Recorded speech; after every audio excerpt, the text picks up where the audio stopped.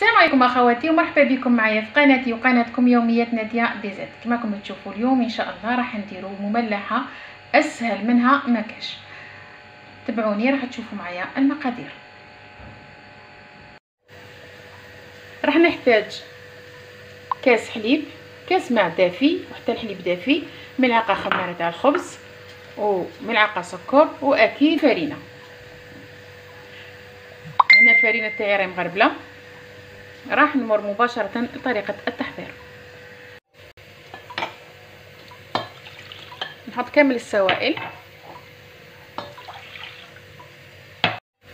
ملعقه الخميره، ملعقه تاع السكر،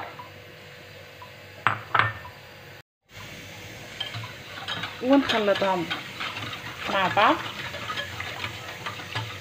ونضيف الفرينه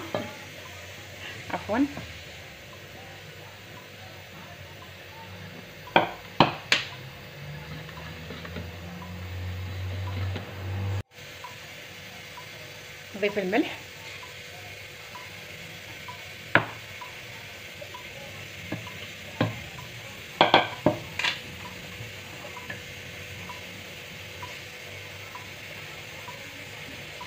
والفرينه حتى تجمع لاباط تاعي.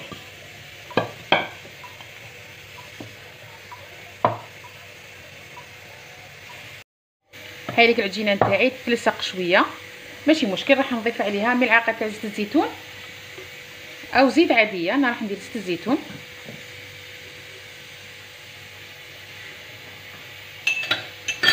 وندلكها مليح وندخل هذاك الزيت في العجين هكذا بهذه الطريقه.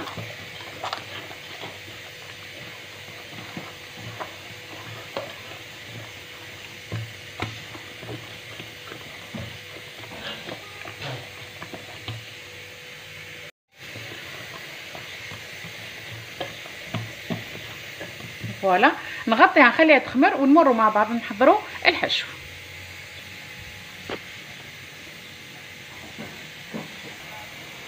الحشو تاعي راح ندير فيه فلفل حلو،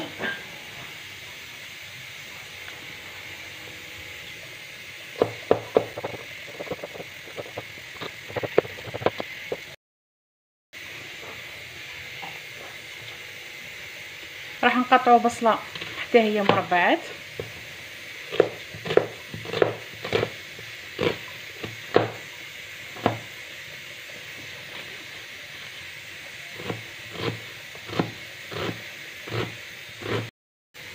راح نجيب صدر تاع الدجاج كذلك ونقطعه بنفس الطريقه.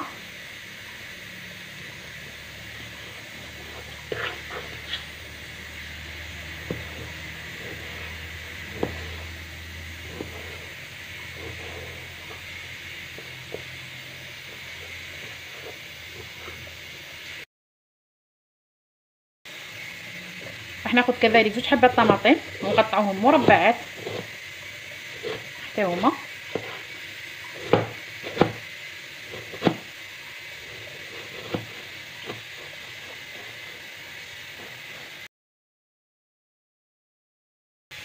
الراتي 2 حبات ثوم، 2 سنات ثوم ماشي 2 حبات،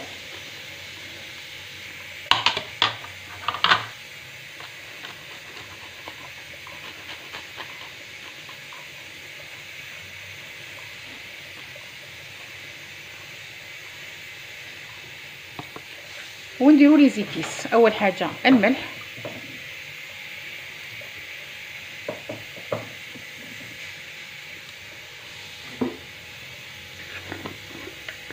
بابريكا،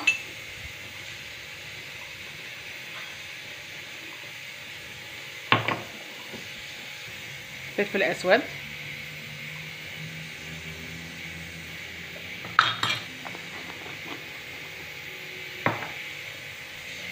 اصبروا معدنوس،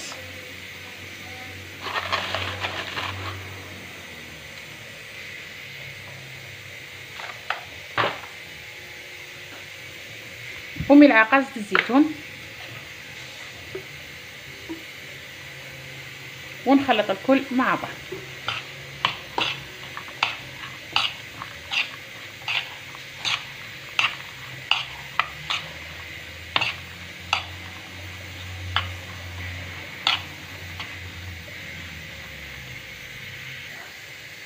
وهكذا يكون الحشو تاعي جاهز. نروح الان للعجينه. هذه هو الشكل تاع العجينه نتاعي بعد ما خمرت. راح نحطها في البلان دو طرافاي تاعي ونقطعها لقطع صغار باش نديرهم كوريات صغيره.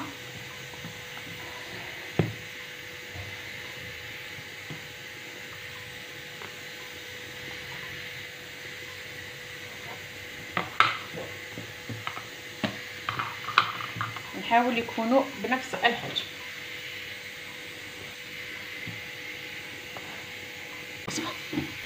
هاوليك الحجم تاع الكره. راح نديرها في السنيوه تاع الكوشه اللي كنت درت فيها فارينه، وراح نخلي اسباس بين الكره وختها باش ما يسقوليش.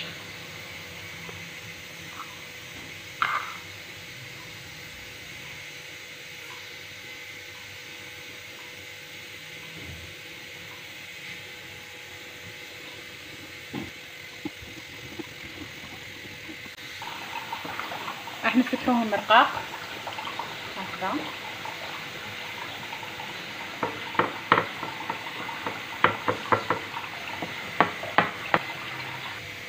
بعد ما نكمل كامل العجينه نتاعي راح نضيف الان الحشو، نخلطو مليح ونرجع نحط كميه لا باس بها.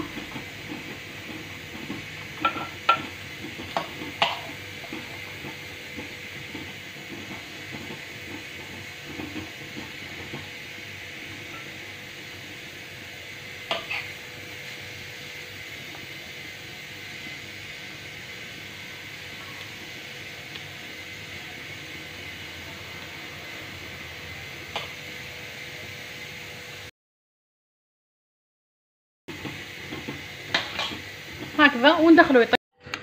وكما راكم تشوفوا هنا راني خرجته.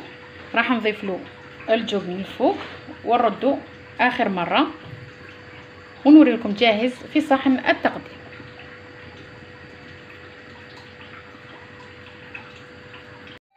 وهذا هو الشكل النهائي تاع المملحه تاعي اللي راح نرافقها مع الحريره. ان شاء الله يا ربي تعجبكم تجربوها وتخلوها لي في التعاليق. صحة رمضانكم وصحة فطوركم. الى وصفة قادمة ان شاء الله.